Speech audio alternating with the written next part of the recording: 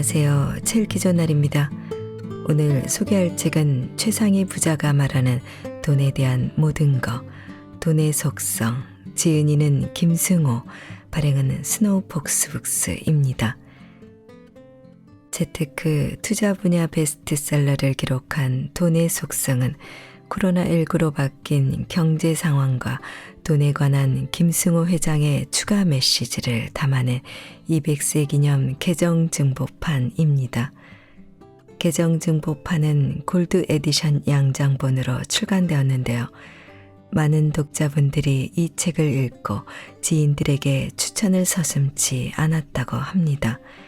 그것은 김승호 회장이 부모에게 물려받은 유산 한 푼 없이 오로지 맨손으로 수천억의 자산을 일군 신화적 인물로서 돈에 대한 통찰과 철학이 담겨 있기 때문입니다.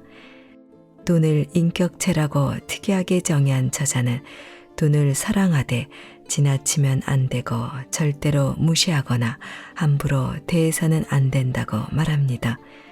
존중하고 감사하며 가치 있는 곳과 좋은 일에 돈을 쓰면 돈은 그 대우에 감동해 다른 돈을 데리고 주인을 찾는다는 것입니다.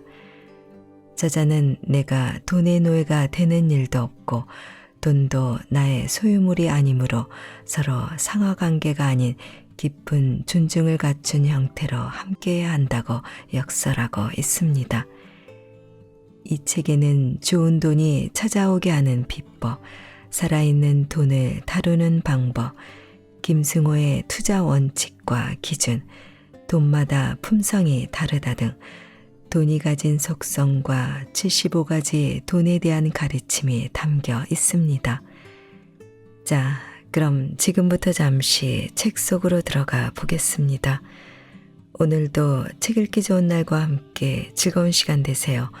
구독, 좋아요, 알림 설정은 사랑입니다.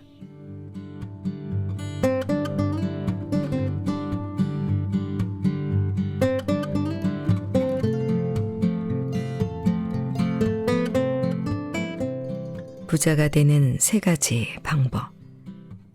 부자가 되는 방법은 세 가지밖에 없다. 상속을 받거나 복권에 당첨되거나 사업에 성공하는 것이다. 부모가 부자가 아니라면 이 중에 가장 쉬운 것이 사업에 성공하는 것이다. 복권 당첨 비율은 사업 성공 비율보다 훨씬 낮다. 설령 당첨돼도 돈의 성질이 너무 나빠서 오래도록 부자로 살 확률이 거의 없다. 남은 건 사업인데 사업에 성공하는 방법은 두 가지다. 첫째는 내가 직접 창업을 하는 것이다.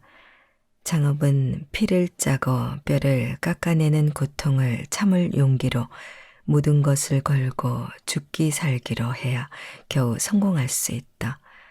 성공 이후에도 이를 지키기 위해 한순간도 방심하면 안 된다. 아이디어를 찾아 회사를 설립하고 자본을 구하고 노동과 관리를 병행해야 한다. 소비자에게 인정받기란 결코 쉬운 일이 아니다. 물론 성공을 제대로 하면 내 인생에 나를 완벽하게 선물로 줄 수 있다. 평생 자기 결정권을 유지하며 내가 하고 싶은 것을 할 수 있는 자유와 내가 하고 싶지 않은 것을 하지 않을 자유를 갖는다. 둘째는 남의 성공에 올라타는 것이다. 이기는 편이 내 편이다. 선뒤에 선말을 타고 가다가 뒤쪽에 있던 말이 앞서가면 재빨리 바꿔 타고 달려도 아무도 비난하지 않는다. 이 방법은 직접 창업하는 방법보다 더 안전하다. 어려서부터 시작할 수 있고 직장에 다니면서도 충분히 할 수 있다. 이미 한 분야에서 1등 기업으로 경영을 잘하고 있는 회사들이 있다. 그들은 회사의 가치를 수백만, 수천만 조각으로 나눠 그 조각 한 개를 주식이라 부르고 그 주식을 아무나 사고 팔 수 있도록 만들어 놨다. 이 조각은 한 장씩도 팔고 1년 내내 언제든 구매할 수 있다. 은행이나 증권사에 방문하면 그 자리에서 바로 살 수 있는 계좌를 만들 수 있고 인터넷이나 앱으로도 가입 가능하다. 그 회사의 주식을 사기 위해 회사를 찾아가거나 연락할 필요도 없다. 금융사들이 대부분 이 거래를 대행하고 있기 때문이다. 이런 회사의 주식을 갖고 있으면 회사가 커질수록 주식 가치가 올라가는데 해마다 혹은 분기마다 이익을 분배해서 나눠주기도 한다. 잘 나가는 기업, 능력 좋은 경영자를 찾아 그 회사의 주식을 사서 모으는 일은 직접 경영하는 것보다 훨씬 쉽다. 하지만 여기서부터 조심하고 노력해야 되는 일이 있다. 주식을 사서 오르면 팔 생각을 버려야 한다. 주식은 파는 것이 아니라 살 뿐이라는 생각을 가져야 한다. 내가 산 주식이 사자마자 빨리 오르면 좋은 일이 아니다. 오래 천천히 길게 올라야 한다. 그래야 내가 돈을 더 모아서 그 좋은 주식을 더 가질 수 있기 때문이다. 배당이 나오는 주식이라면 평생 팔지 않아도 된다.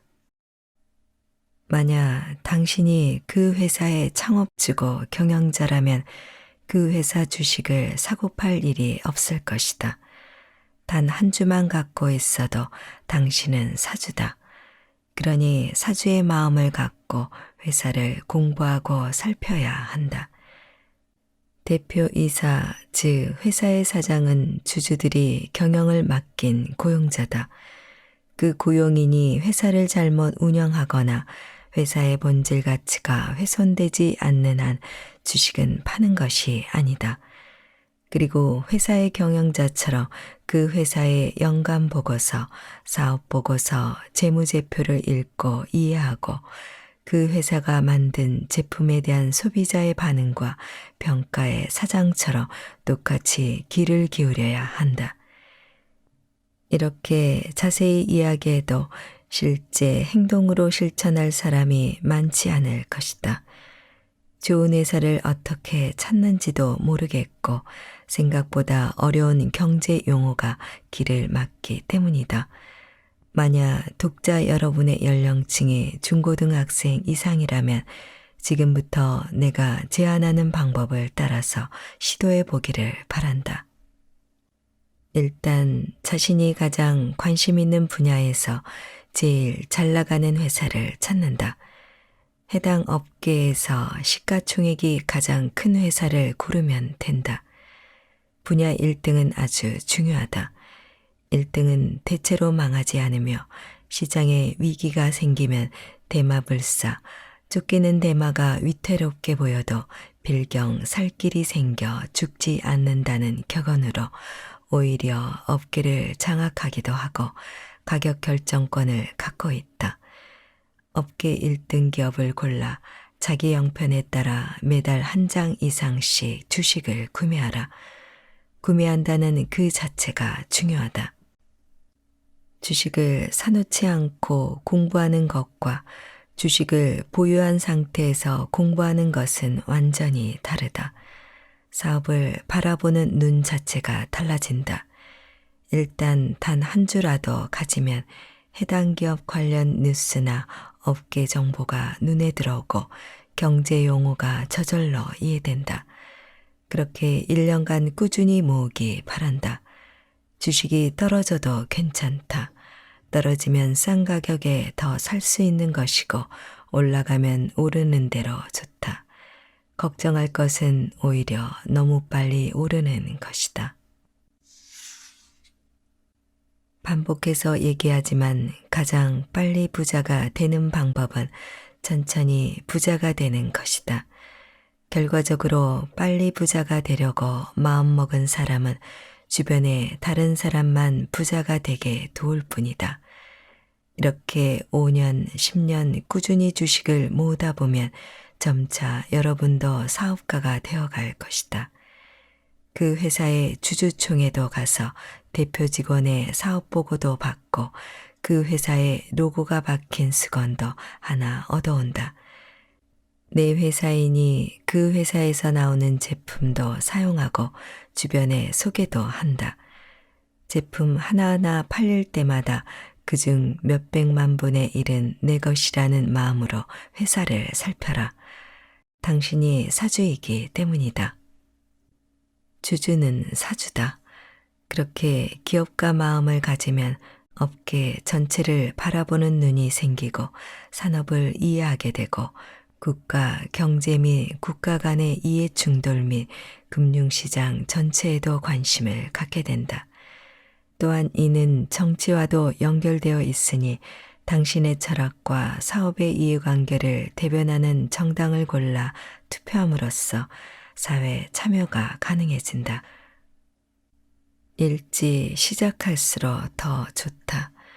만약 10대나 20대부터 이렇게 산업을 보는 눈을 키워가면서 직장 생활 중에도 끊임없이 투자를 이어간다면 40세 정도면 자본이 근로소득을 앞서는 날이 올 것이다. 동료들은 그때부터 꺾이지만 당신은 자유를 얻는 부자가 되어 있을 것이다. 젊은 시절에 나에게 이렇게 이야기해주는 사람이 얼마나 필요했는가를 되돌아보면 아찔하다. 그러니 당신은 오늘부터 당장 좋은 회사의 주식을 하나 사서 시작하기 바란다. 가장 빨리 부자가 되는 방법은 빨리 부자가 되려는 마음을 버리는 것이라는 내용에 많은 독자들이 감동을 받았다. 그러나 독자들이 가장 뜻깊게 받아들인 이 문장은 그들이 가장 이해하지 못한 문장이기도 했다. 책이 발간된 후 제일 많이 인용된 문장이지만 이를 이해하지 못하는 독자들에게 여전히 빨리 부자가 되기 위해 투자 종목이나 투자 시기를 묻는 연락이 왔다. 같은 문자를 읽고도 여전히 배우는 사람은 배우고 못 배우는 사람은 여전히 이해하지 못한다는 것이 가장 안타까웠다. 세상의 권위에 항상 의심을 품어라. 나는 전문가들을 믿지 않는다. 변호사나 의사, 회계사 혹은 투자 전문가, 은행의 뱅커 같은 전문가들의 의견이나 제안에 언제든 의심을 버리지 않는다. 고위 정치인, 유명 작가, 대기업 경영인, 연예인이 하는 말에 무게를 더 두지도 않는다. 그들이 가는 식당이라고 굳이 찾아가 본 적도 없다. 이곳에서 어떤 영화를 찍었다고 자랑한다고 그 동네가 더 아름다워 보이지도 않는다. 나는 생각보다 거만한 사람이다. 유명인이 좋아하는 음식이 내 입맛과 맞는지도 모르겠고 그가 묵었던 호텔방에 내가 묵었다고 해서 내 품격이 더 올라가는 것도 아니다. 그들의 유명세나 세상의 영향력이 내게 개인적인 영향을 끼치지 않는다. 아무리 전문가의 의견이라도 다른 전문가가 다른 의견을 가진 것을 알고 난 후부터는 의사, 변호사, 회계사, 투자 전문가, 종교인들의 모든 의견은 그저 하나의 의견일 뿐이라고 생각한다. 아무리 고급 전문 용어로 포장되어 있어도 겁먹지 않는다. 결코 내가 그들보다 잘났다고 생각해서가 아니다. 그러나 내가 그들보다 못났다고 생각하지도 않는다. 이것은 상대적 비교가 아니기 때문이다. 아무리 위대한 정치인이나 유명한 연예인도 자기 밑은 자기가 닦을 것이다.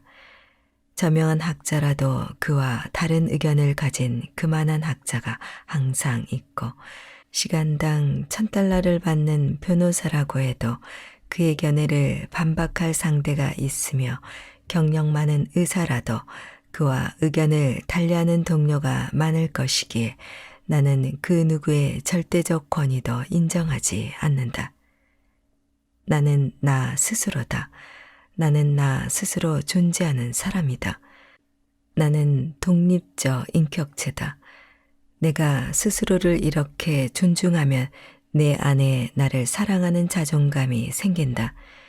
이 자존감은 다른 사람을 존중하면서도 그 어떤 권위에도 무조건 굴복하지 않게 한다. 사랑하는 부모님도 존경하는 선생님도 신부님, 목사, 스님에게조차도 내 자유의지를 넘길 수 없다. 신에게라도 그것을 빼앗길 수 없다. 내가 하나님을 위해 존재하는 것이 아니라 나의 행복을 위해 신도 존재하기 때문이다. 당연히 투자에 있어 은행 직원, 증권사 직원, 투자 전문가, 선배 혹은 세계 최고 펀드 책임자, 은행장, 정부 고위관리 그 누구의 의견도 당신을 대신해 의사결정을 할 수는 없다. 스스로 판단하고 공부하고 결정해야 한다. 투자 문제에 있어 사고팔 때와 전망과 상품을 묻는 것은 하수들의 행동이고 대답을 하는 사람도 하수다. 고수는 물어도 대답을 하지 않는다. 오직 모른다가 정답인데 오직 하수들이 모른다고 말하는 것이 부끄러워 말을 함부로 할 뿐이다. 투자도 공부고 경험이다. 부자가 되고 자본을 모으는 기술은 결국 공부와 경험에서 나온다. 그리고 이 모두를 혼자 스스로 해내야 한다. 남의 의견을 듣고 투자에 성공한 사람은 남의 의견을 듣고 망할 수밖에 없다. 스스로 거물이 되어 남이 당신을 자랑하게 만들어라. 세상의 권위를 존중하되 의심하는 태도를 끝나는 날까지 유지하기 바란다. 절대로 길들여지지 말고 스스로 규칙을 만드는 사람이 되길 바란다. 스스로 규칙을 만들다 보면 규칙이 사라지는 날이 올 것이다. 그날 비로소 당신은 혼자 스스로 서게 된 것이다.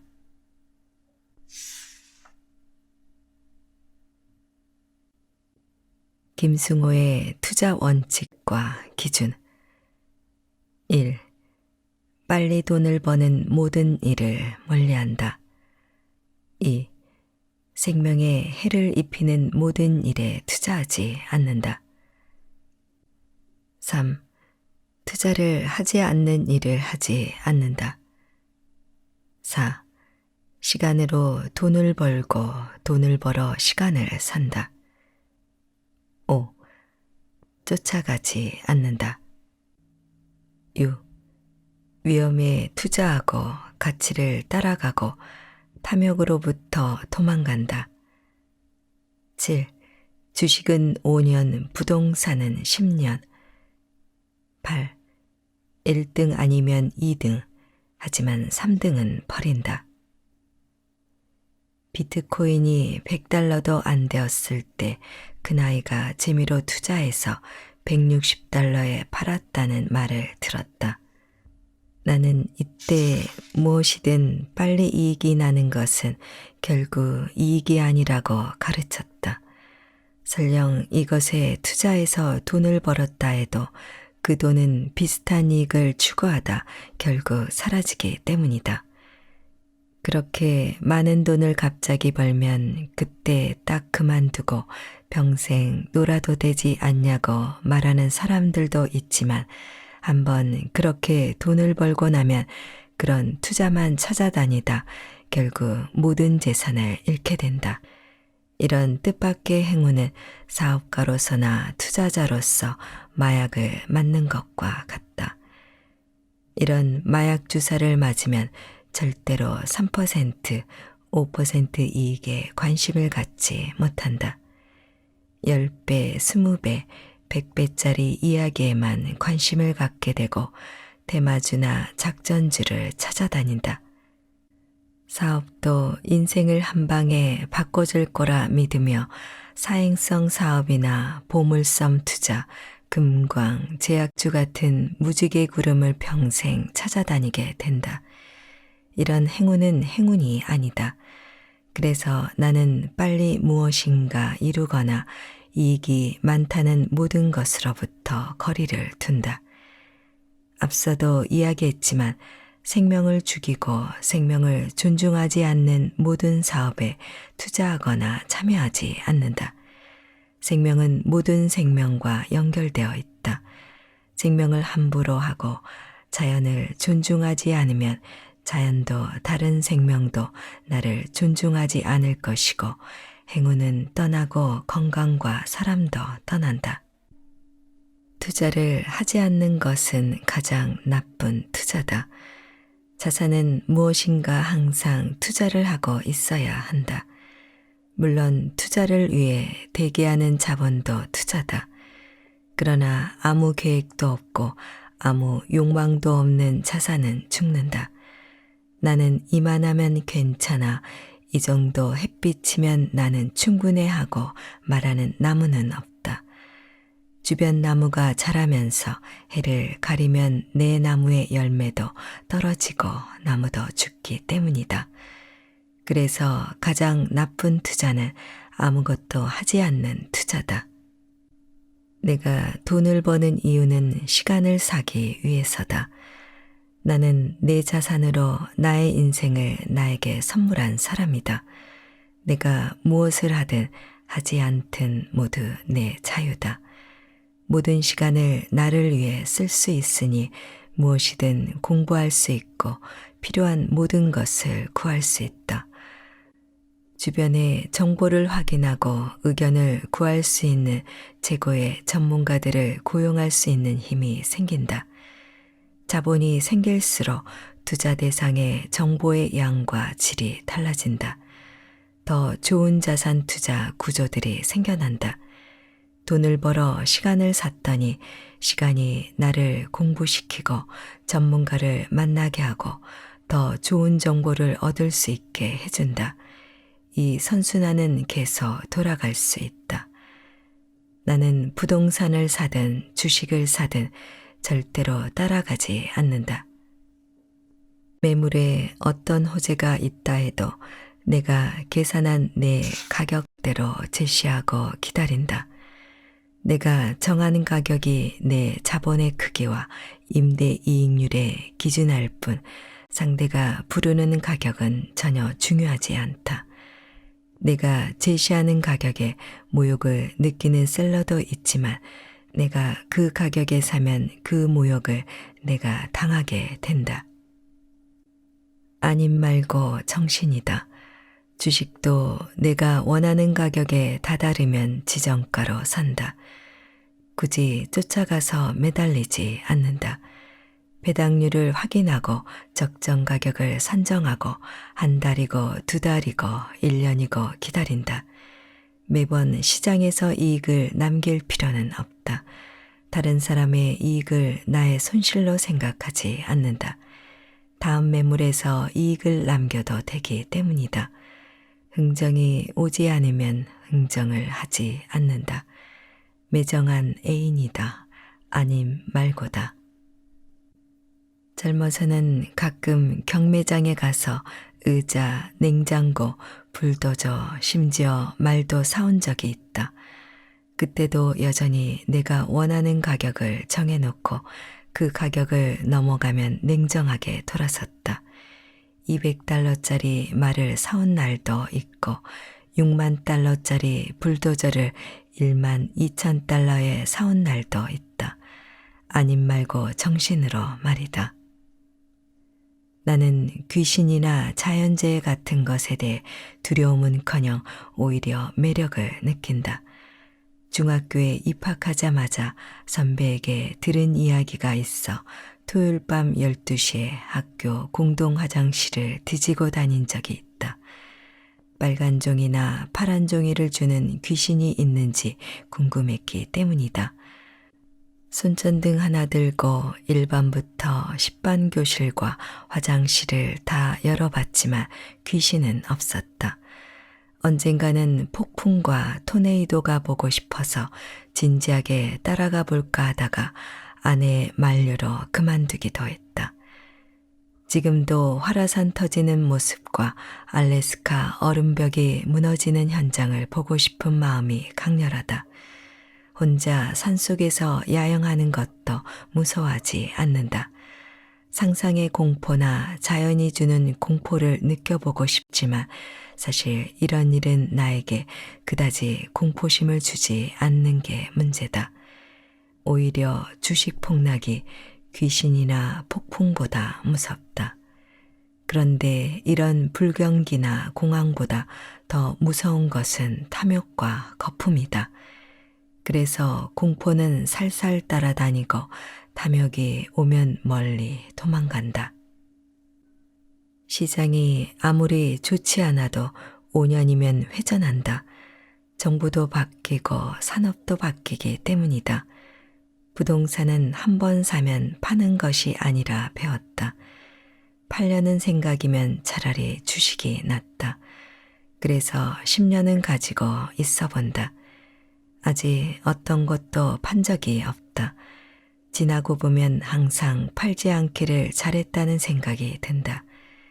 나는 주식이든 부동산이든 평생 팔 필요가 없는 상품을 찾는다. 어떤 업종이든 그 업종에서 1등이 되면 가격 결정권을 가진다. 업계를 리딩하는 사람의 특권이다. 나는 부동산이든 주식이든 1등을 찾는다. 부동산을 살 때는 그 도시에서 가장 비싼 지역을 고르고 주식을 사면 해당 업계 1등 주식을 산다. 펩시를 사느니 코카콜라를 사고 마스터카드보단 비자를 산다. 웰스파고보단 JP모간을 사지만 1등을 넘보는 2등도 주목한다. 월마트보단 코스트코와 같이 1등을 괴롭히는 2등에도 투자한다. 늙은 사자를 대신할 젊은 사자가 될 수 있기 때문이다. 하지만 3등에겐 냉정하다. 내 시상대에는 3등 자리가 아예 없다. 자식을 부자로 만드는 방법. 문제는 이 방법을 듣고도 대부분의 부모가 자식에게 이 방법을 전달하지 않는다는 거다. 이건 거의 확실하다. 이 비법을 전달하고 응원하는 사람이라면 본인이 이미 그렇게 하고 있기 때문이다. 최근 초중고 장래 희망 조사에서 아이돌, 유튜버, 건물주, 운동선수가 나오고 있다. 고학년일수록 교사, 교수, 공무원 같은 안정적인 직업이 아이들의 희망이라고 한다. 결국 이 꿈은 돈을 많이 벌거나 돈을 안정적으로 벌고 싶다는 꿈이다.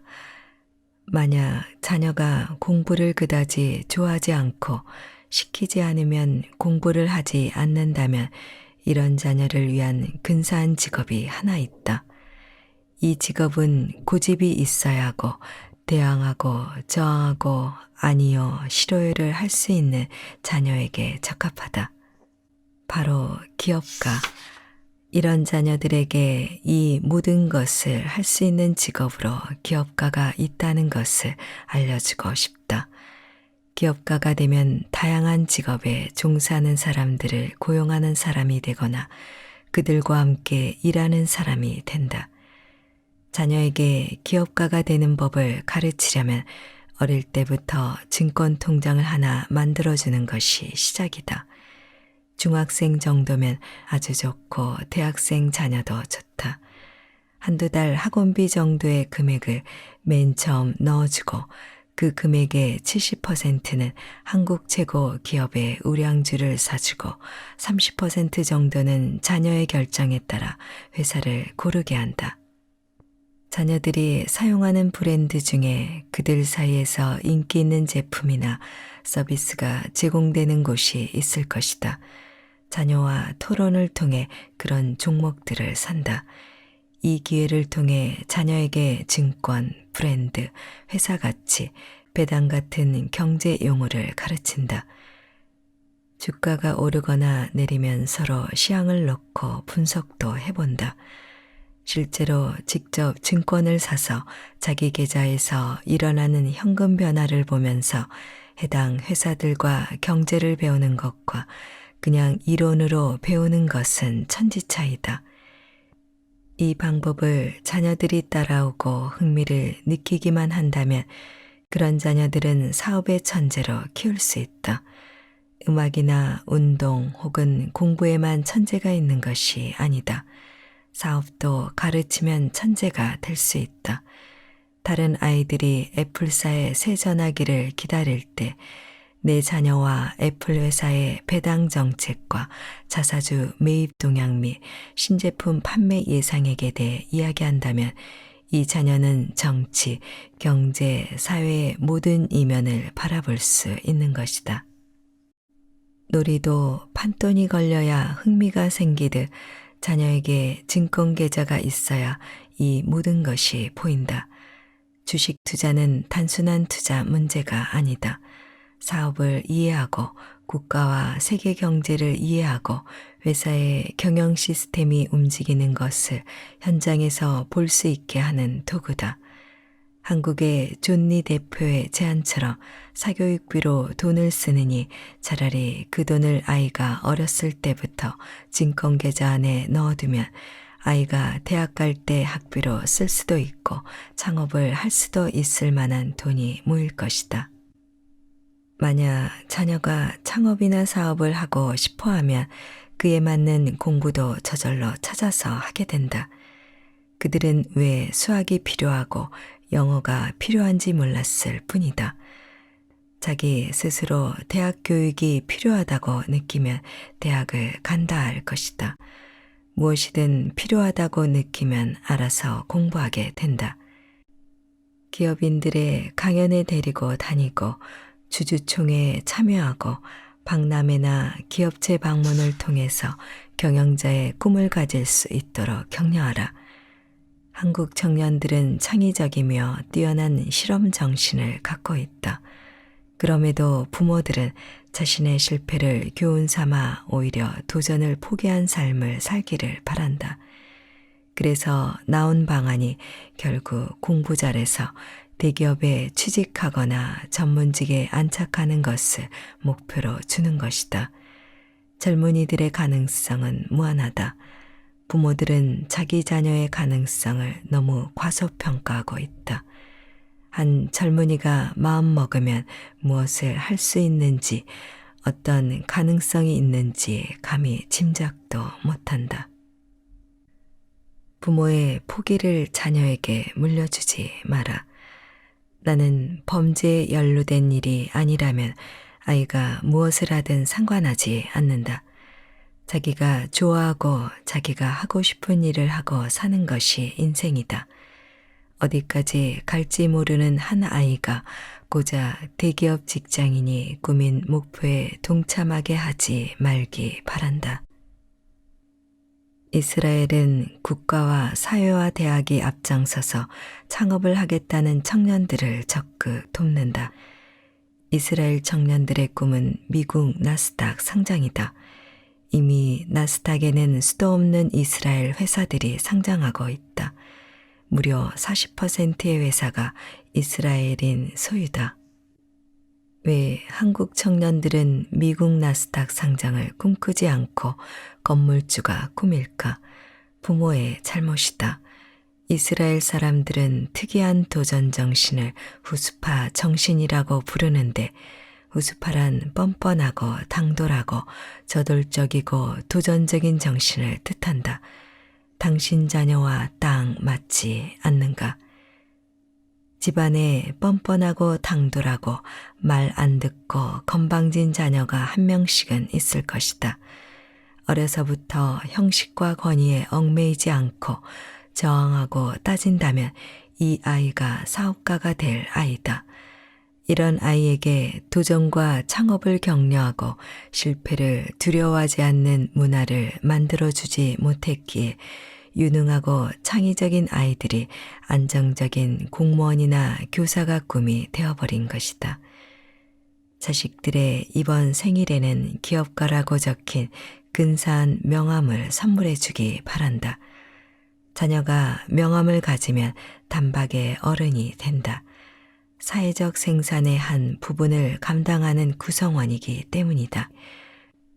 저축과 투자 계좌를 만들어주고 듬뿍 격려를 하는 것만으로도 아이는 삶의 실체적 도전 정신을 가질 수 있다. 자기가 하고 싶은 것을 하면서 살 수 있고 도전과 실패를 이어갈 수 있는 부모의 지지가 있다면 반드시 성공할 것이다. 번번이 실패해도 한 번만 성공하면 된다.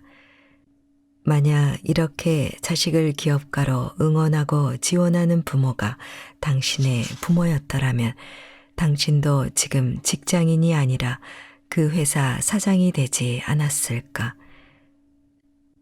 어느 날 반드시 당신 자녀가 그동안 증권계좌에 넣어준 돈의 수백 배를 돌려주는 날이 있을 것이다.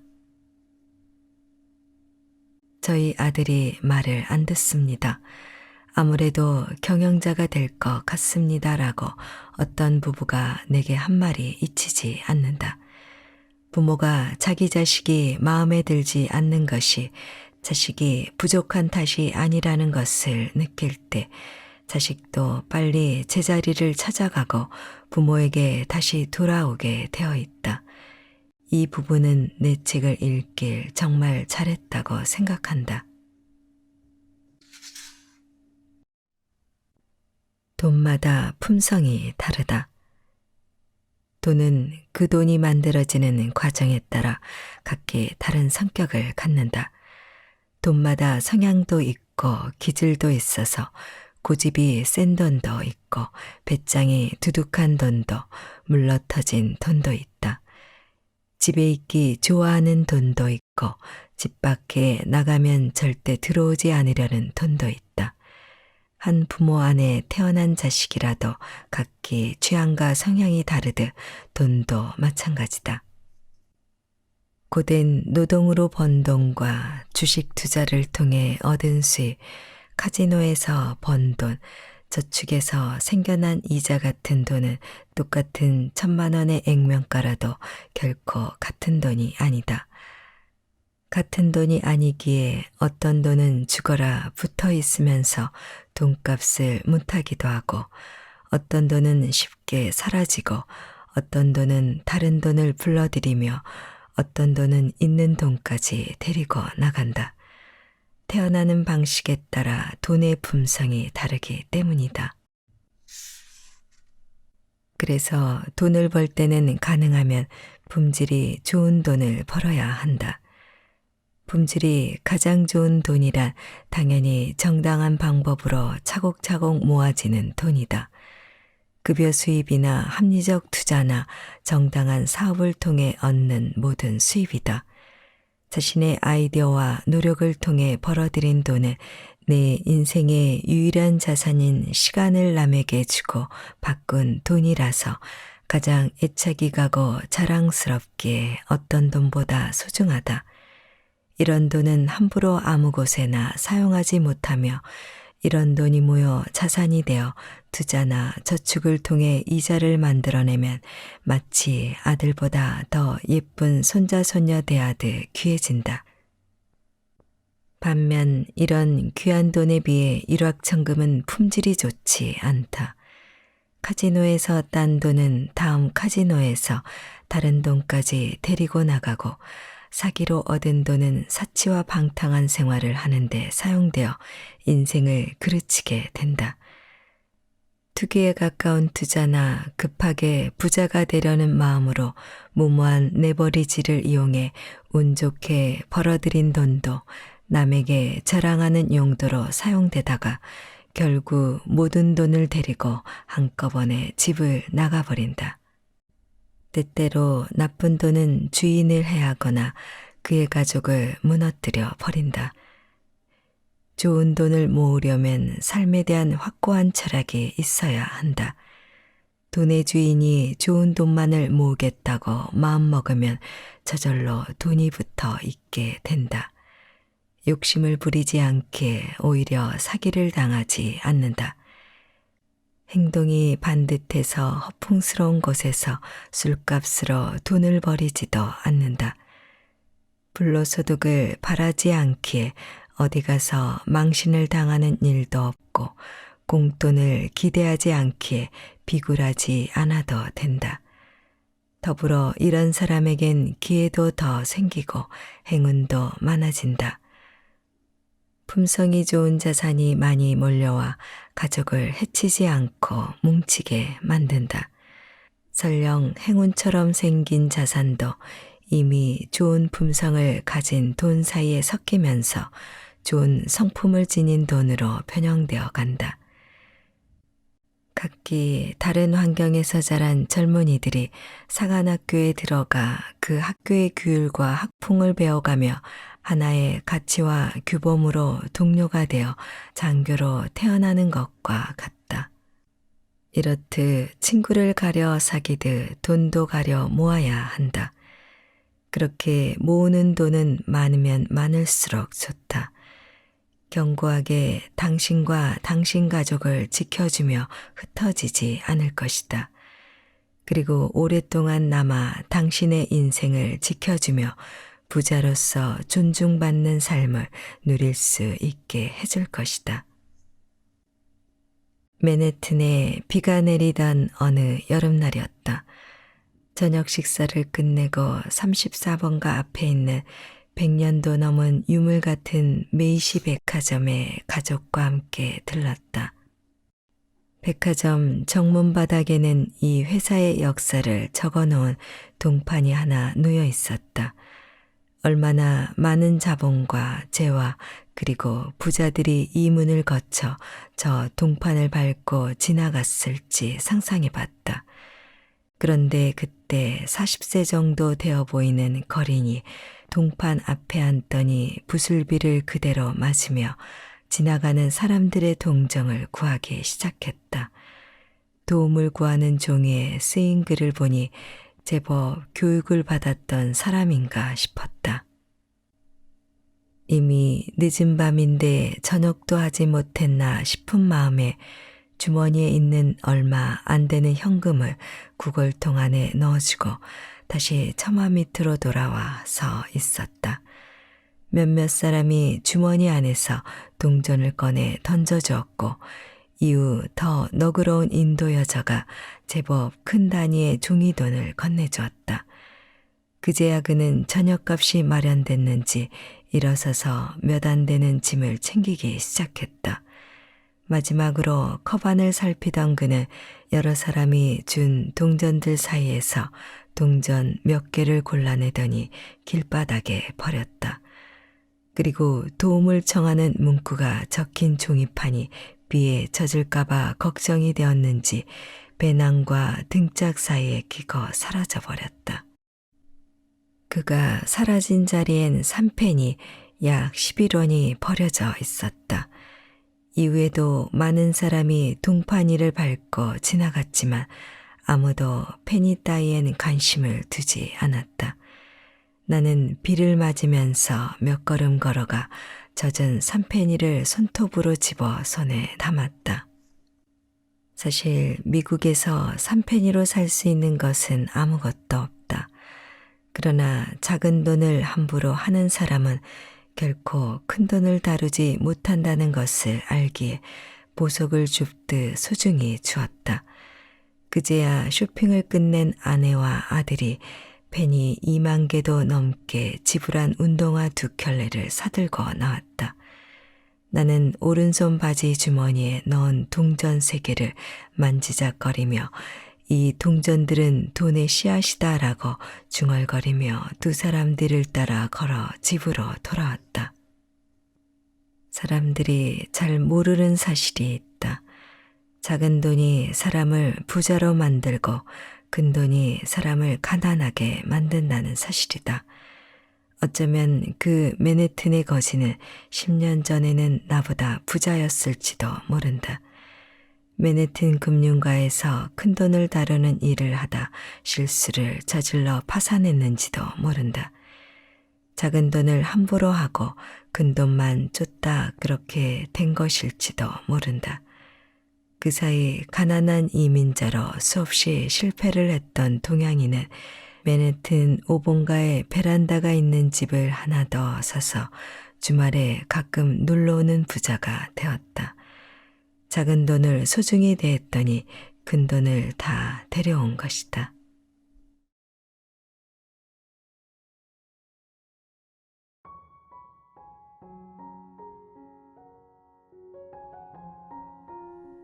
지금부터 한 번 더 읽어드리겠습니다.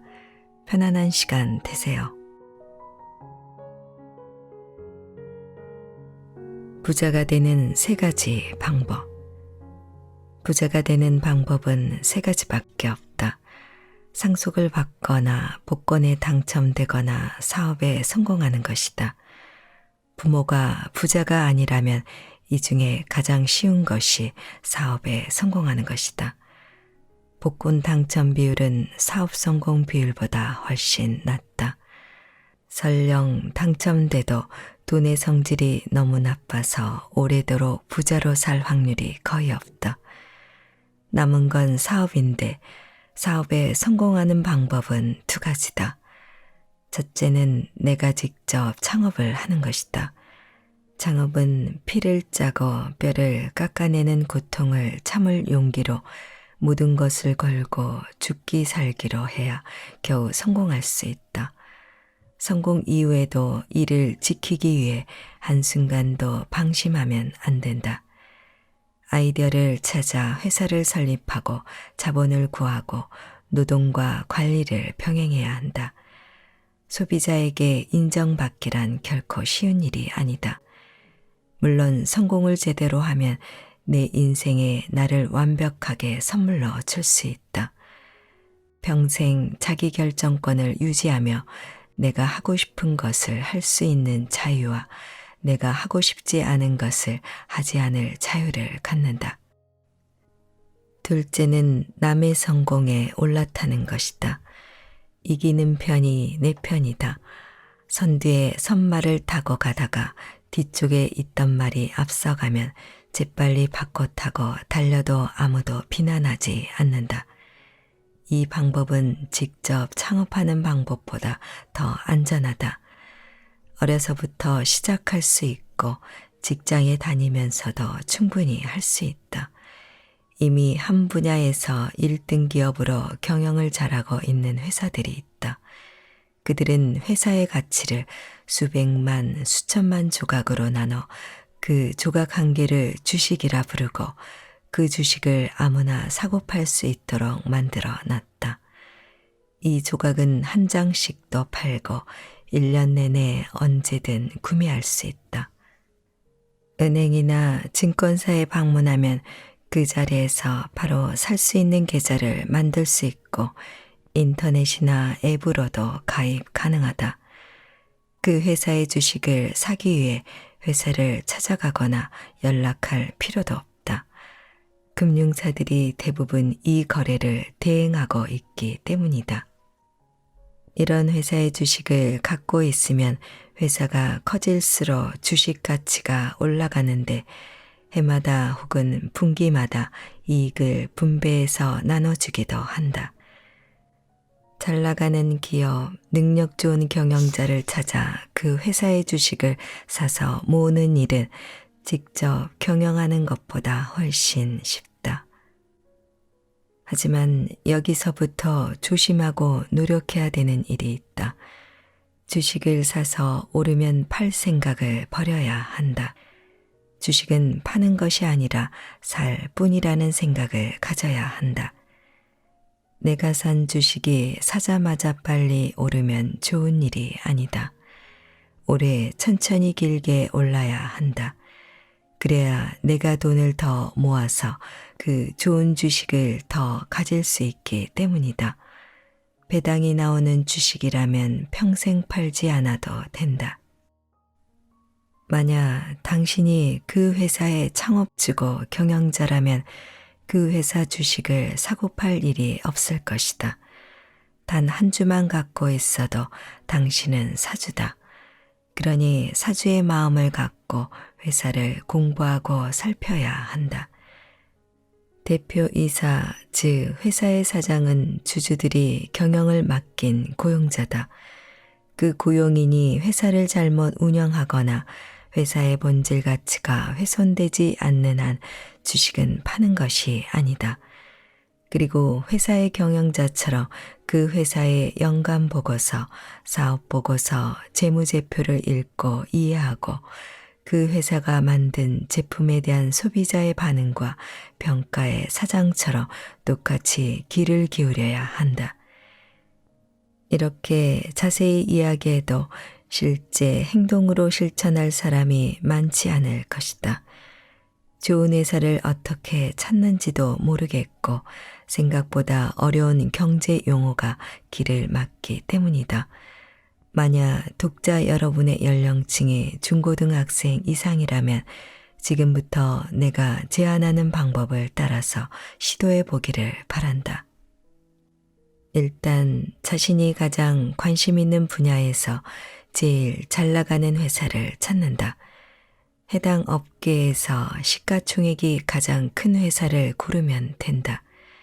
분야 1등은 아주 중요하다. 1등은 대체로 망하지 않으며 시장에 위기가 생기면 대마불사, 쫓기는 대마가 위태롭게 보여도 빌경 살 길이 생겨 죽지 않는다는 격언으로 오히려 업계를 장악하기도 하고 가격 결정권을 갖고 있다. 업계 1등 기업을 골라 자기 형편에 따라 매달 한 장 이상씩 주식을 구매하라. 구매한다는 그 자체가 중요하다. 주식을 사놓지 않고 공부하는 것과 주식을 보유한 상태에서 공부하는 것은 완전히 다르다. 사업을 바라보는 눈 자체가 달라진다. 일단 단 한 주라도 가지면 해당 기업 관련 뉴스나 업계 정보가 눈에 들어오고 경제 용어가 저절로 이해된다. 그렇게 1년간 꾸준히 모으기 바란다. 주식이 떨어져도 괜찮다.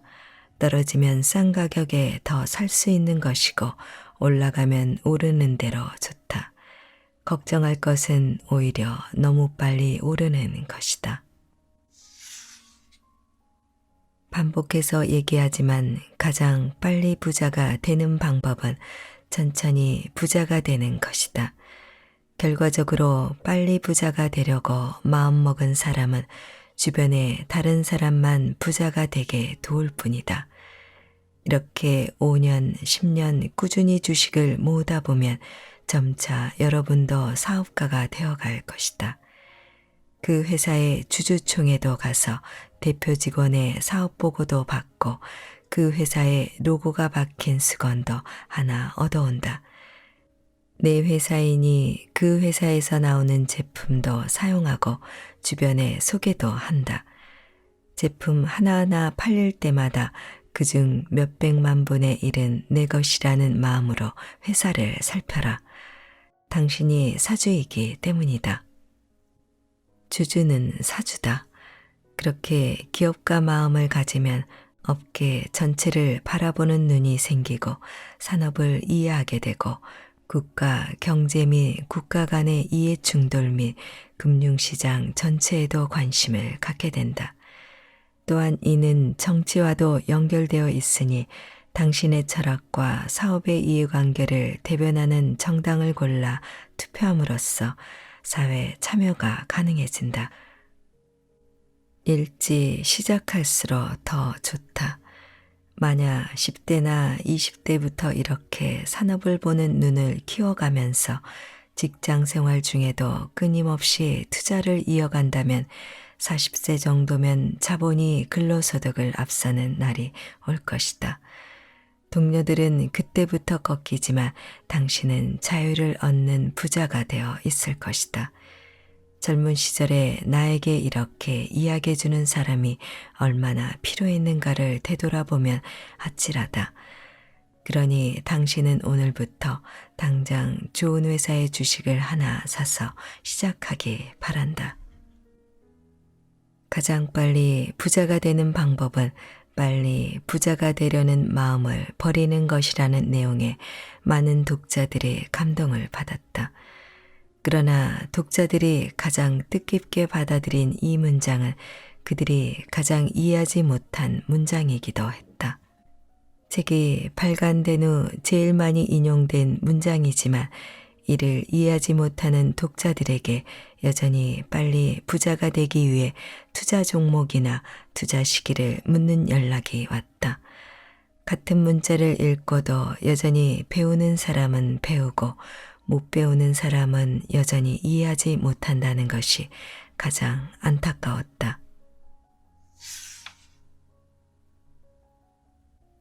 세상의 권위에 항상 의심을 품어라. 나는 전문가들을 믿지 않는다. 변호사나 의사, 회계사 혹은 투자 전문가, 은행의 뱅커 같은 전문가들의 의견이나 제안에 언제든 의심을 버리지 않는다. 고위 정치인, 유명 작가, 대기업 경영인, 연예인이 하는 말에 무게를 더 두지도 않는다. 그들이 가는 식당이라고 굳이 찾아가 본 적도 없다. 이곳에서 어떤 영화를 찍었다고 자랑한다고 그 동네가 더 아름다워 보이지도 않는다. 나는 생각보다 거만한 사람이다. 유명인이 좋아하는 음식이 내 입맛과 맞는지도 모르겠고 그가 묵었던 호텔방에 내가 묵었다고 해서 내 품격이 더 올라가는 것도 아니다. 그들의 유명세나 세상의 영향력이 내게 개인적인 영향을 끼치지 않는다. 아무리 전문가의 의견이라도 다른 전문가가 다른 의견을 가진 것을 알고 난 후부터는 의사, 변호사, 회계사, 투자 전문가, 종교인들의 모든 의견은 그저 하나의 의견일 뿐이라고 생각한다. 아무리 고급 전문 용어로 포장되어 있어도 겁먹지 않는다. 결코 내가 그들보다 잘났다고 생각해서가 아니다. 그러나 내가 그들보다 못났다고 생각하지도 않는다. 이것은 상대적 비교가 아니기 때문이다.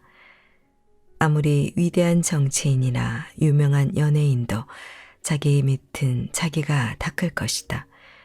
저명한 학자라도 그와 다른 의견을 가진 그만한 학자가 항상 있고 시간당 $1,000를 받는 변호사라고 해도 그의 견해를 반박할 상대가 있으며 경력 많은 의사라도 그와 의견을 달리하는 동료가 많을 것이기에 나는 그 누구의 절대적 권위도 인정하지 않는다.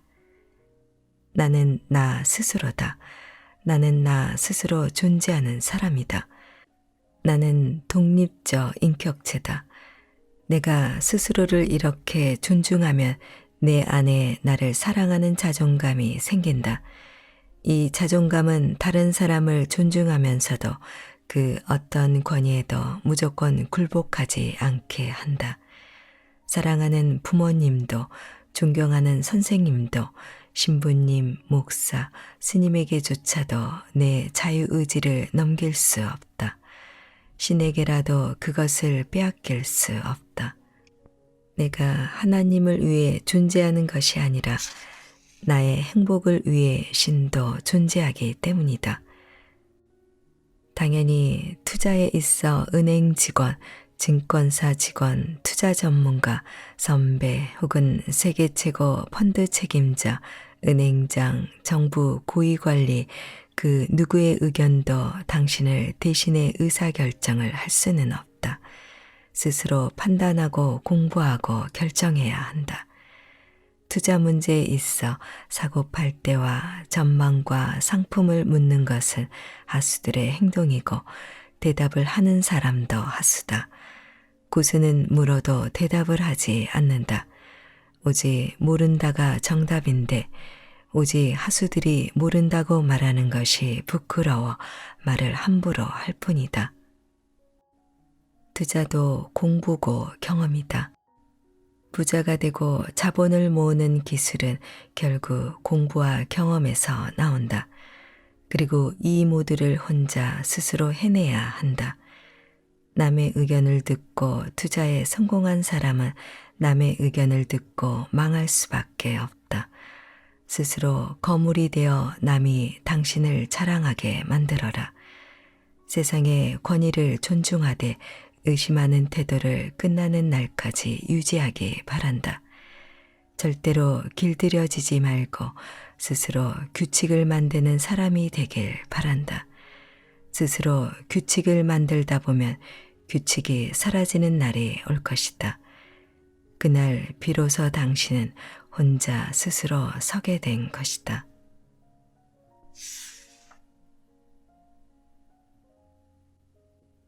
김승호의 투자 원칙과 기준.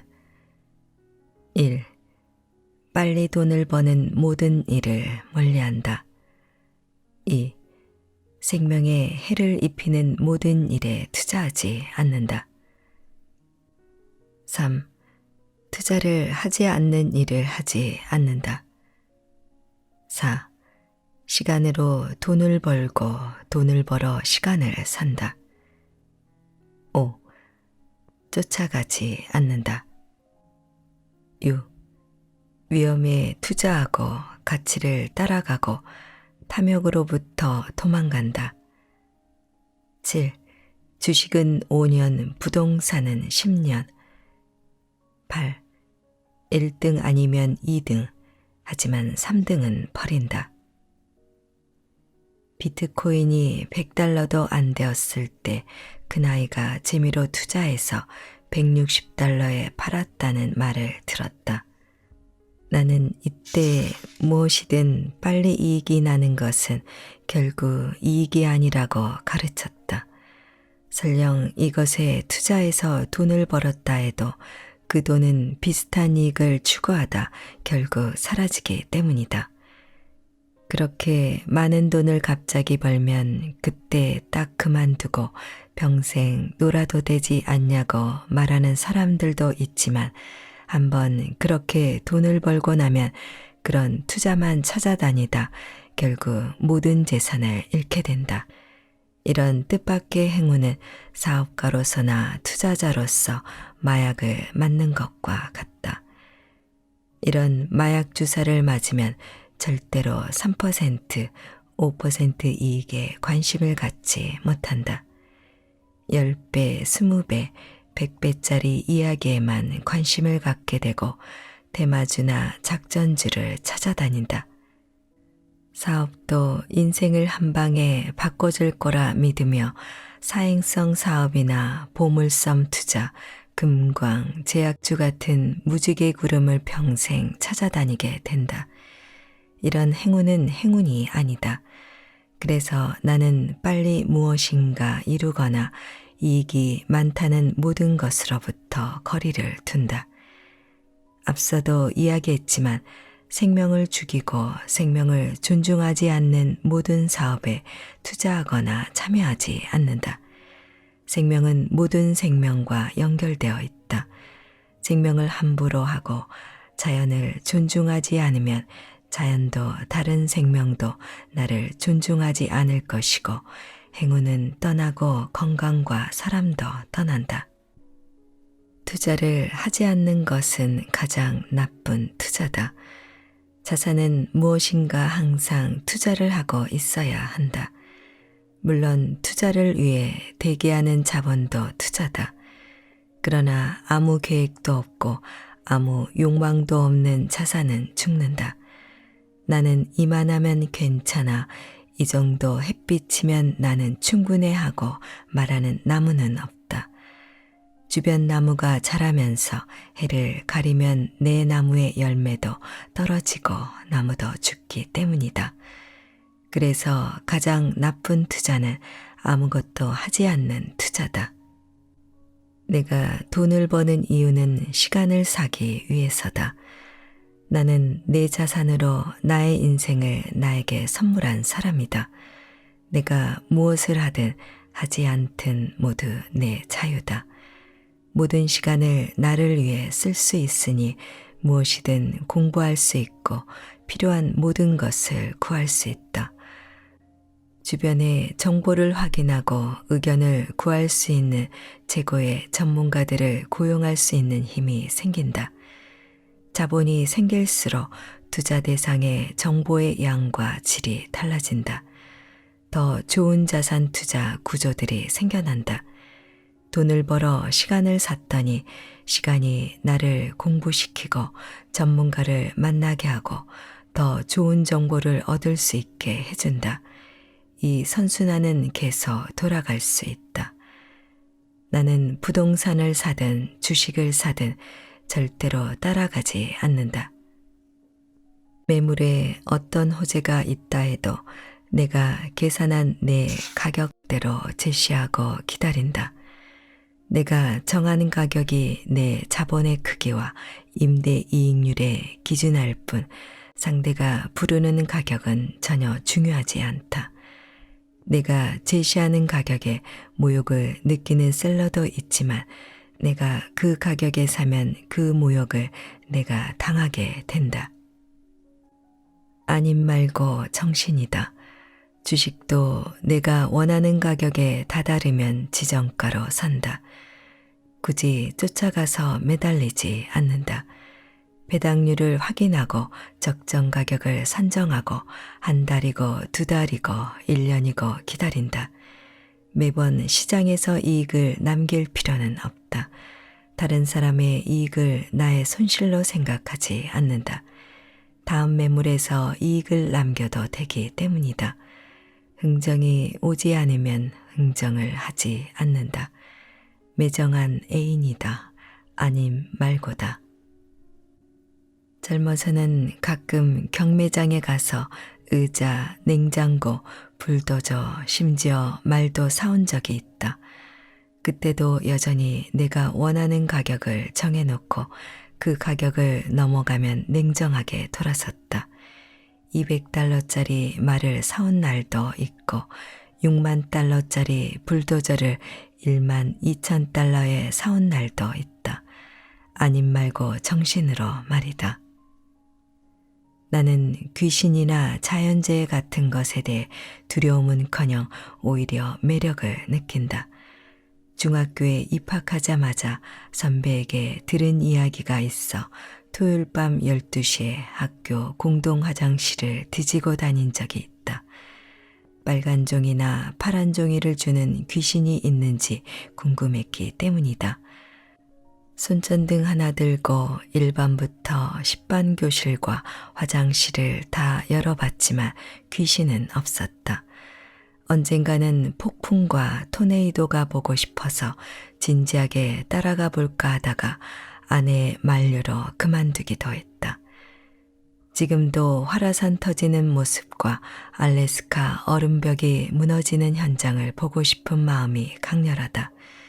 혼자 산속에서 야영하는 것도 무서워하지 않는다. 상상의 공포나 자연이 주는 공포를 느껴보고 싶지만 사실 이런 일은 나에게 그다지 공포심을 주지 않는 게 문제다. 오히려 주식 폭락이 귀신이나 폭풍보다 무섭다. 그런데 이런 불경기나 공황보다 더 무서운 것은 탐욕과 거품이다. 그래서 공포는 살살 따라다니고 탐욕이 오면 멀리 도망간다. 시장이 아무리 좋지 않아도 5년이면 회전한다. 정부도 바뀌고 산업도 바뀌기 때문이다. 부동산은 한 번 사면 파는 것이 아니라 배웠다. 팔려는 생각이면 차라리 주식이 낫다. 그래서 10년은 가지고 있어 본다. 아직 어떤 것도 판 적이 없다. 지나고 보면 항상 팔지 않기를 잘했다는 생각이 든다. 나는 주식이든 부동산이든 평생 팔 필요가 없는 상품을 찾는다. 어떤 업종이든 그 업종에서 1등이 되면 가격 결정권을 가진다. 업계를 리딩하는 사람의 특권이다. 나는 부동산이든 주식이든 1등을 찾는다. 부동산을 살 때는 그 도시에서 가장 비싼 지역을 고르고 주식을 사면 해당 업계 1등 주식을 산다. 펩시를 사느니 코카콜라를 사고 마스터카드보단 비자를 산다. 웰스파고보단 JP모간을 사지만 1등을 넘보는 2등도 주목한다.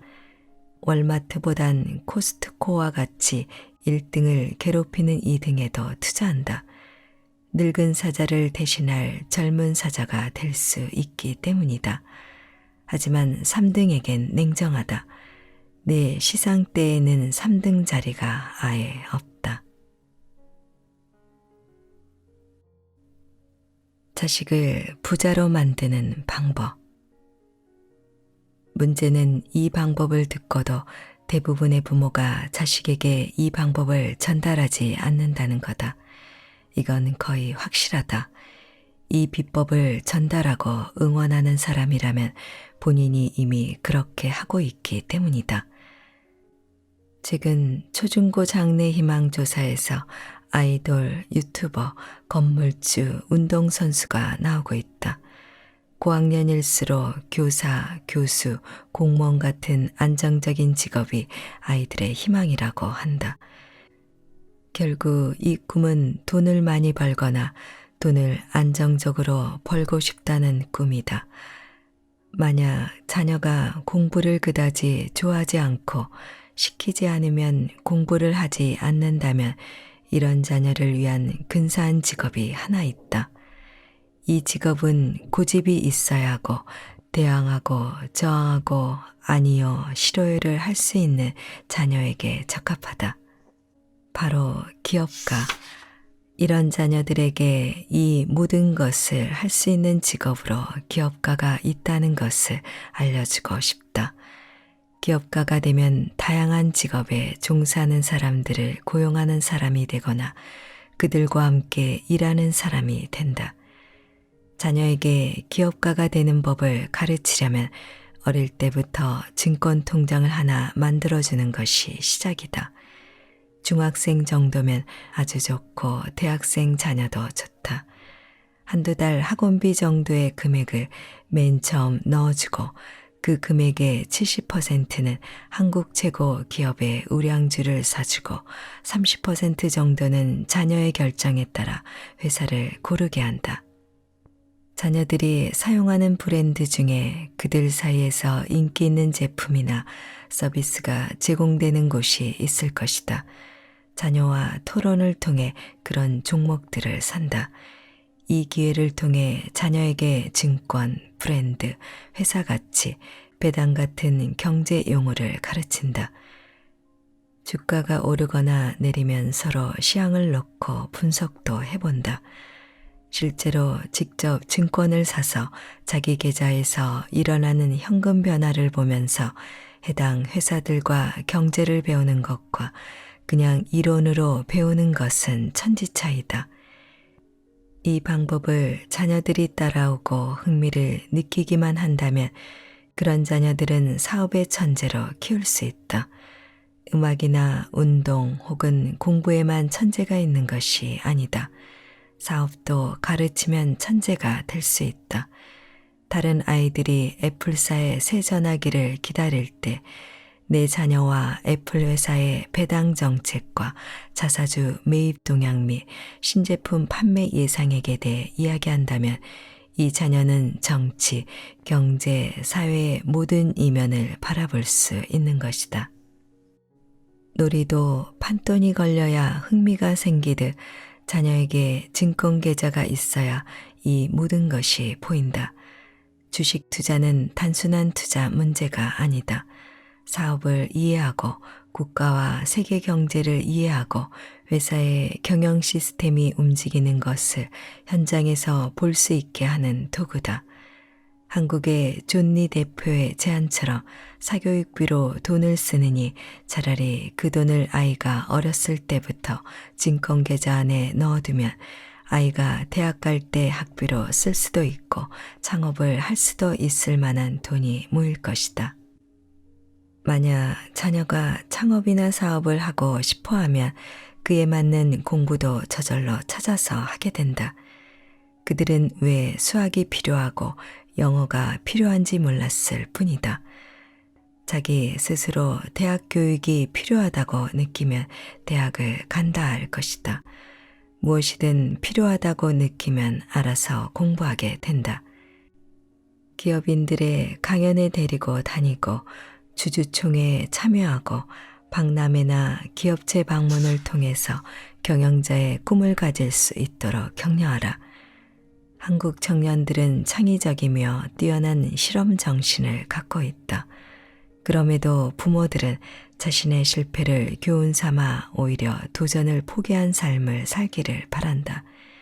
그래서 나온 방안이 결국 공부 잘해서 대기업에 취직하거나 전문직에 안착하는 것을 목표로 주는 것이다. 젊은이들의 가능성은 무한하다. 부모들은 자기 자녀의 가능성을 너무 과소평가하고 있다. 한 젊은이가 마음 먹으면 무엇을 할 수 있는지, 어떤 가능성이 있는지 감히 짐작도 못한다. 부모의 포기를 자녀에게 물려주지 마라. 나는 범죄에 연루된 일이 아니라면 아이가 무엇을 하든 상관하지 않는다. 자기가 좋아하고 자기가 하고 싶은 일을 하고 사는 것이 인생이다. 어디까지 갈지 모르는 한 아이가 고작 대기업 직장인이 꾸민 목표에 동참하게 하지 말기 바란다. 이스라엘은 국가와 사회와 대학이 앞장서서 창업을 하겠다는 청년들을 적극 돕는다. 이스라엘 청년들의 꿈은 미국 나스닥 상장이다. 이미 나스닥에는 수도 없는 이스라엘 회사들이 상장하고 있다. 무려 40%의 회사가 이스라엘인 소유다. 왜 한국 청년들은 미국 나스닥 상장을 꿈꾸지 않고 건물주가 꿈일까? 부모의 잘못이다. 이스라엘 사람들은 특이한 도전 정신을 후스파 정신이라고 부르는데, 후스파란 뻔뻔하고 당돌하고 저돌적이고 도전적인 정신을 뜻한다. 당신 자녀와 딱 맞지 않는가? 집안에 뻔뻔하고 당돌하고 말 안 듣고 건방진 자녀가 한 명씩은 있을 것이다. 어려서부터 형식과 권위에 얽매이지 않고 저항하고 따진다면 이 아이가 사업가가 될 아이다. 이런 아이에게 도전과 창업을 격려하고 실패를 두려워하지 않는 문화를 만들어주지 못했기에 유능하고 창의적인 아이들이 안정적인 공무원이나 교사가 꿈이 되어버린 것이다. 자식들의 이번 생일에는 기업가라고 적힌 근사한 명함을 선물해 주기 바란다. 자녀가 명함을 가지면 단박에 어른이 된다. 사회적 생산의 한 부분을 감당하는 구성원이기 때문이다. 저축과 투자 계좌를 만들어주고 듬뿍 격려를 하는 것만으로도 아이는 삶의 실체적 도전 정신을 가질 수 있다. 자기가 하고 싶은 것을 하면서 살 수 있고 도전과 실패를 이어갈 수 있는 부모의 지지가 있다면 반드시 성공할 것이다. 번번이 실패해도 한 번만 성공하면 된다. 만약 이렇게 자식을 기업가로 응원하고 지원하는 부모가 당신의 부모였더라면 당신도 지금 직장인이 아니라 그 회사 사장이 되지 않았을까? 어느 날 반드시 당신 자녀가 그동안 증권계좌에 넣어준 돈의 수백 배를 돌려주는 날이 있을 것이다. 저희 아들이 말을 안 듣습니다. 아무래도 경영자가 될 것 같습니다라고 어떤 부부가 내게 한 말이 잊히지 않는다. 부모가 자기 자식이 마음에 들지 않는 것이 자식이 부족한 탓이 아니라는 것을 느낄 때 자식도 빨리 제자리를 찾아가고 부모에게 다시 돌아오게 되어 있다. 이 부부는 내 책을 읽길 정말 잘했다고 생각한다. 돈마다 품성이 다르다. 돈은 그 돈이 만들어지는 과정에 따라 각기 다른 성격을 갖는다. 돈마다 성향도 있고 기질도 있어서 고집이 센 돈도 있고 배짱이 두둑한 돈도 물러터진 돈도 있다. 집에 있기 좋아하는 돈도 있고 집 밖에 나가면 절대 들어오지 않으려는 돈도 있다. 한 부모 안에 태어난 자식이라도 각기 취향과 성향이 다르듯 돈도 마찬가지다. 고된 노동으로 번 돈과 주식 투자를 통해 얻은 수익, 카지노에서 번 돈, 저축에서 생겨난 이자 같은 돈은 똑같은 1,000만 원의 액면가라도 결코 같은 돈이 아니다. 같은 돈이 아니기에 어떤 돈은 죽어라 붙어 있으면서 돈값을 못하기도 하고, 어떤 돈은 쉽게 사라지고, 어떤 돈은 다른 돈을 불러들이며, 어떤 돈은 있는 돈까지 데리고 나간다. 태어나는 방식에 따라 돈의 품성이 다르기 때문이다. 그래서 돈을 벌 때는 가능하면 품질이 좋은 돈을 벌어야 한다. 품질이 가장 좋은 돈이란 당연히 정당한 방법으로 차곡차곡 모아지는 돈이다. 급여 수입이나 합리적 투자나 정당한 사업을 통해 얻는 모든 수입이다. 자신의 아이디어와 노력을 통해 벌어들인 돈은 내 인생의 유일한 자산인 시간을 남에게 주고 바꾼 돈이라서 가장 애착이 가고 자랑스럽기에 어떤 돈보다 소중하다. 이런 돈은 함부로 아무 곳에나 사용하지 못하며, 이런 돈이 모여 자산이 되어 투자나 저축을 통해 이자를 만들어내면 마치 아들보다 더 예쁜 손자 손녀 대하듯 귀해진다. 반면 이런 귀한 돈에 비해 일확천금은 품질이 좋지 않다. 카지노에서 딴 돈은 다음 카지노에서 다른 돈까지 데리고 나가고, 사기로 얻은 돈은 사치와 방탕한 생활을 하는데 사용되어 인생을 그르치게 된다. 투기에 가까운 투자나 급하게 부자가 되려는 마음으로 무모한 내버리지를 이용해 운 좋게 벌어들인 돈도 남에게 자랑하는 용도로 사용되다가 결국 모든 돈을 데리고 한꺼번에 집을 나가버린다. 때때로 나쁜 돈은 주인을 해하거나 그의 가족을 무너뜨려 버린다. 좋은 돈을 모으려면 삶에 대한 확고한 철학이 있어야 한다. 돈의 주인이 좋은 돈만을 모으겠다고 마음먹으면 저절로 돈이 붙어 있게 된다. 욕심을 부리지 않게 오히려 사기를 당하지 않는다. 행동이 반듯해서 허풍스러운 곳에서 술값으로 돈을 버리지도 않는다. 불로소득을 바라지 않기에 어디 가서 망신을 당하는 일도 없고, 공돈을 기대하지 않기에 비굴하지 않아도 된다.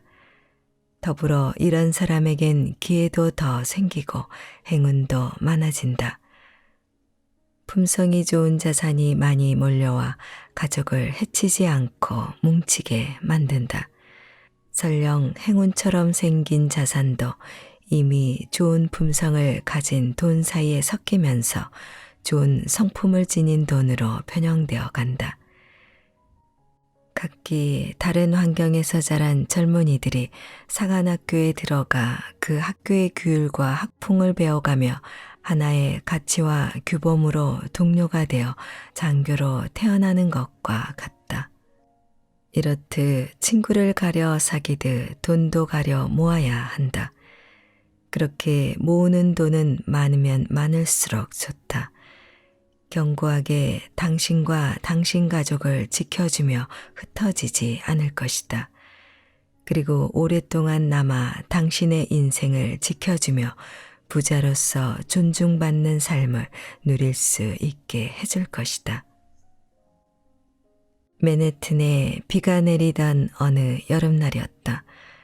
저녁 식사를 끝내고 34번가 앞에 있는 100년도 넘은 유물 같은 메이시 백화점에 가족과 함께 들렀다.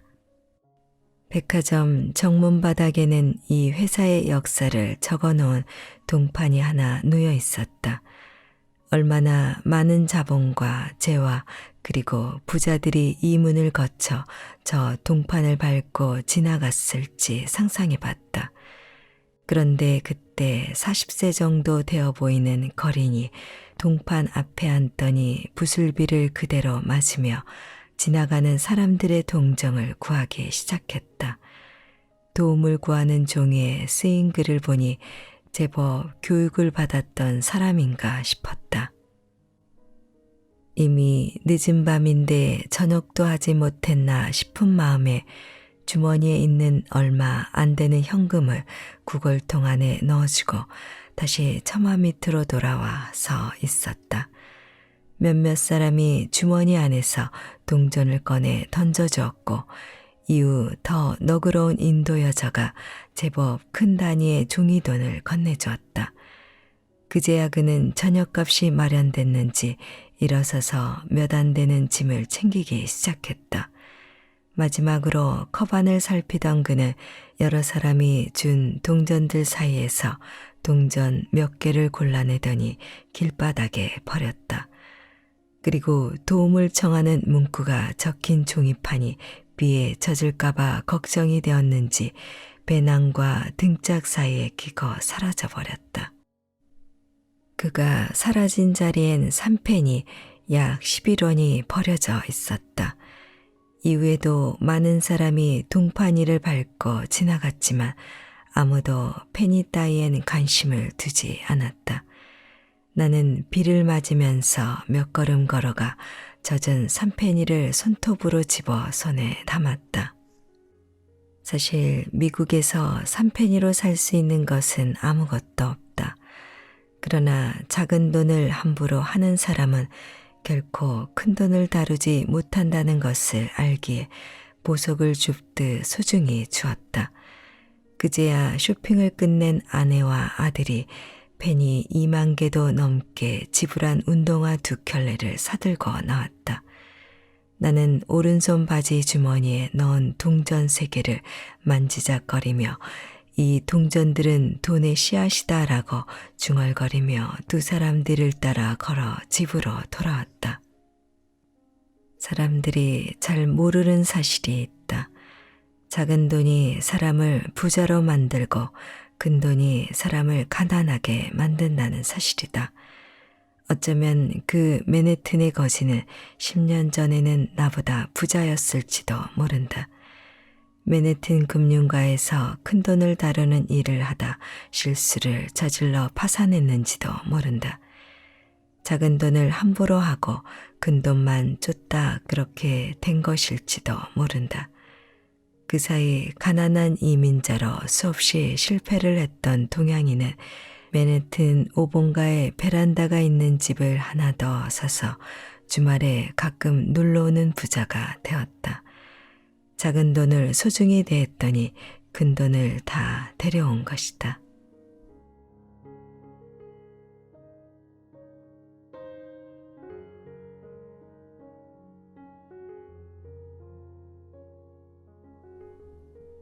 책 읽기 좋은 날 오늘은 최상위 부자가 말하는 돈에 대한 모든 것, 돈의 속성을 보내드렸습니다.